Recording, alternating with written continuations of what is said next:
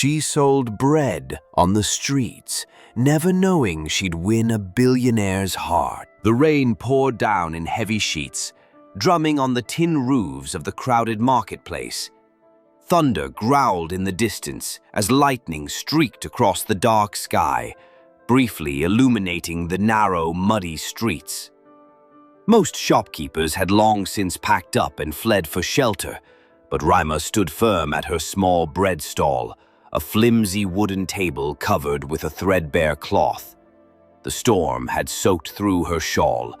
Her hair clung to her face as she wiped the rain from her eyes. The warm, fragrant smell of freshly baked bread mixed with the scent of wet earth. Her fingers trembled from the cold, but her spirit did not waver. Every so often a passerby would hurry by, heads down, too consumed by their own worries to notice the poor bread seller. But Rima stayed, her eyes scanning the road, hoping to sell at least a few pieces so she could buy milk for her ailing mother that night. Then, through the curtain of rain, she noticed him. A man, drenched from head to toe, with no umbrella or coat, staggering as if the weight of the world sat on his shoulders. His clothes, though worn, clung to a tall frame. He stopped at her stall, water dripping from his hair, and looked at the bread as if it were the most precious treasure in the world. Without waiting for him to speak, Rima broke off a piece of the warmest, softest bread she had and extended it with both hands. "Here," she said gently, her voice barely audible over the rain. "Eat. You look like you need it more than I need the money tonight." The man hesitated, eyes wide, as if no one had shown him kindness in years. His lips quivered, and after a moment he accepted the bread, cradling it as if it might disappear. He took a small bite, then looked at her. Really looked, his eyes glistening with more than just rain. "Thank you," he whispered, his voice thick with emotion, before disappearing into the storm. Days passed. The memory of the man lingered in Rima's mind, but life continued. The same struggle, the same prayers whispered under her breath as she sold bread to survive. One afternoon, the clatter of an expensive car's tires on the cobbled street startled the marketplace. A sleek black car came to a stop right in front of her stall. The window rolled down. Rima's breath caught in her throat. It was him. The same eyes, the same face, but now wearing a crisp suit, his hair neatly combed, his presence commanding. He stepped out into the sunlight, walked up to her, and took her hand gently. His voice was steady but warm. "That night, you fed me when I had nothing. Today, let me feed your dreams." Behind him, people gasped as staff brought forward papers. A bakery deed, a key, and The sun had barely risen over the bustling city, casting a pale golden glow on the narrow lanes of the old marketplace.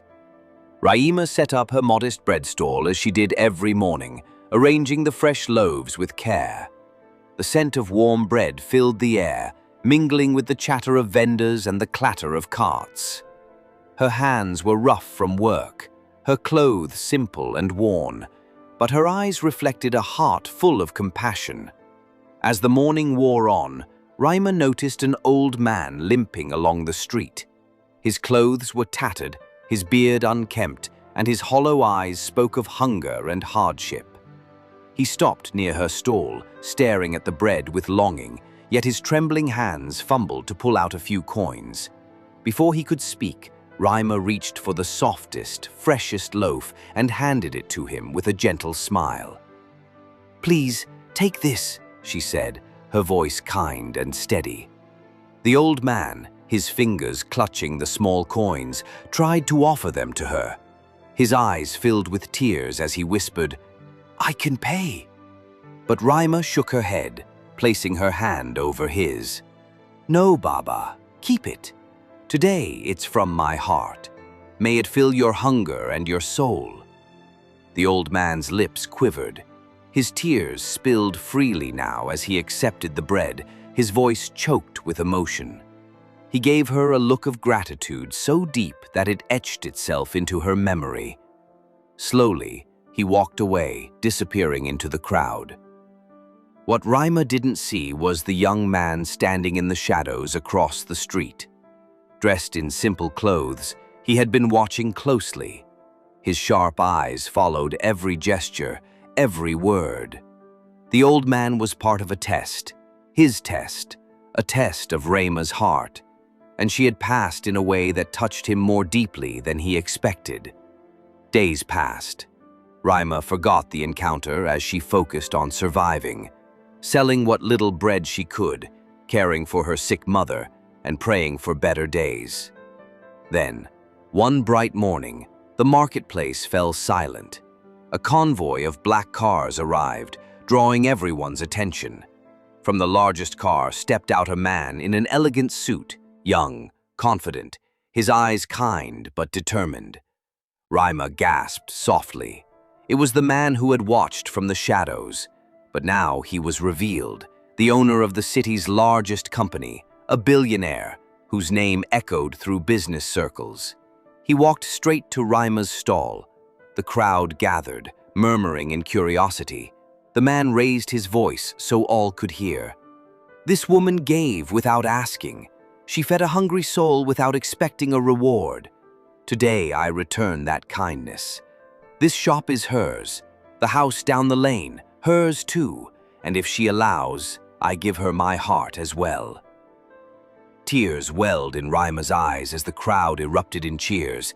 The sun rose each morning over the worn cobblestones of the market, casting long shadows that danced between the vendor stalls.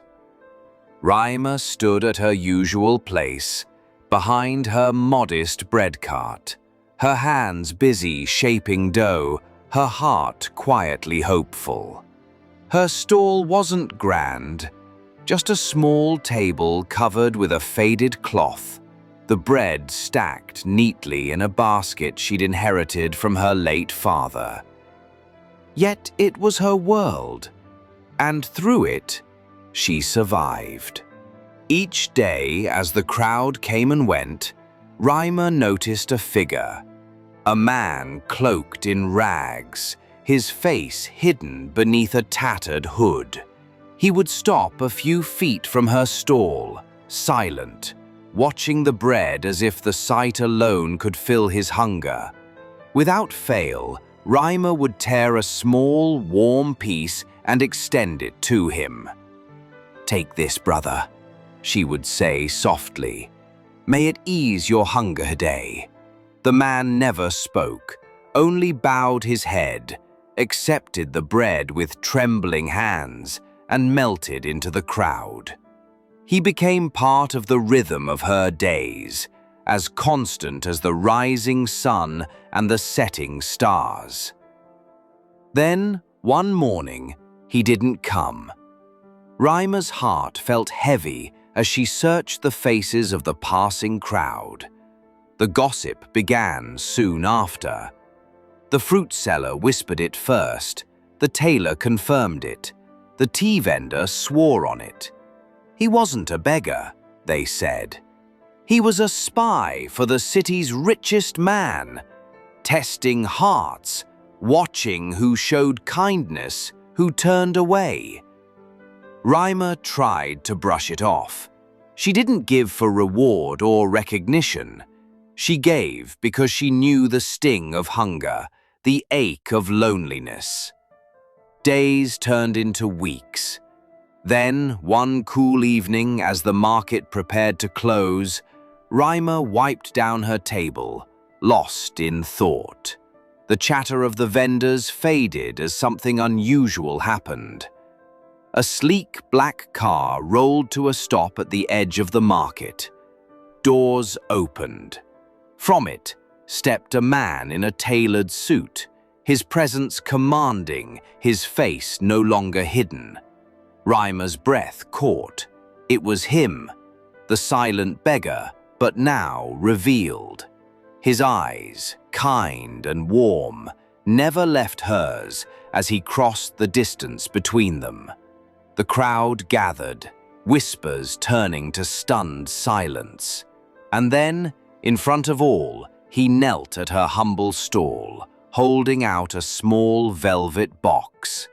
The lid opened to reveal a simple but beautiful ring. His voice was gentle, trembling with sincerity. "All this time, you gave without asking. The richest heart isn't mine." The morning sun rose over the city, casting a soft, golden glow on the crowded marketplace. But for Rayma, that light brought no warmth, no comfort.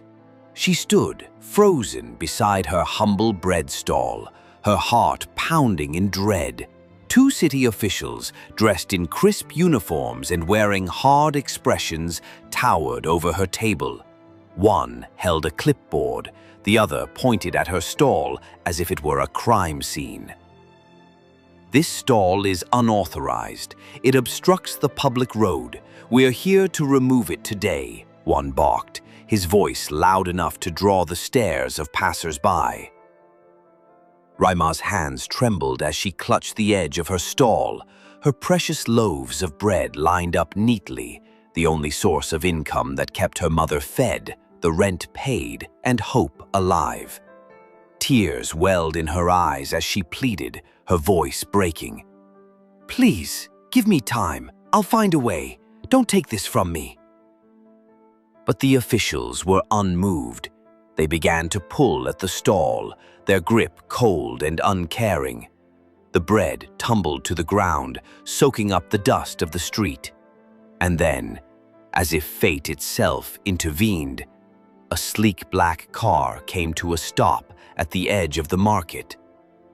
The door opened, and a tall, well-dressed man stepped out, his face partly hidden beneath the brim of his hat. Without a word to Rayma, without asking a question, he approached the officials.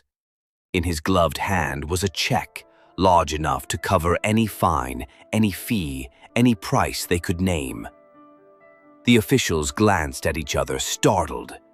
In moments they stepped back, muttering apologies, retreating with the money that made their threats vanish like smoke.